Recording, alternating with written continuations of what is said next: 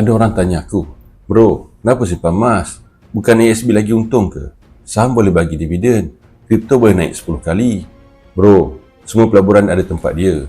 Tapi emas ni bukan untuk kerja kaya. Emas ni untuk selamatkan nilai duit. Kita bukan nak jadi kaya 10 kali. Kita cuma tak nak duit kita menyusut 10 kali tanpa kita sedar. Emas ni tak janji dividen, tapi dia buktikan stabil dari dulu sampai sekarang. Time ekonomi goncang, mata wang jatuh, inflasi naik, emas maintain teguh. Orang kaya pun simpan emas, bukan sebab nak gandakan harta, tapi sebab nak jaga apa yang dah ada. Lagipun, bila orang banding pelaburan, ramai lupa satu benda. Kalau ASB bagi 5%, tapi duit tu bocor sebab kau belanja, tak guna juga. Kalau saham naik 20%, tapi kau jual awal sebab panik, rugi juga. Tapi emas, bila dah jadi emas fizikal, kau rasa sayang nak jual. Sebab tu dia jadi simpanan yang lekat, bukan sekadar posisi untung.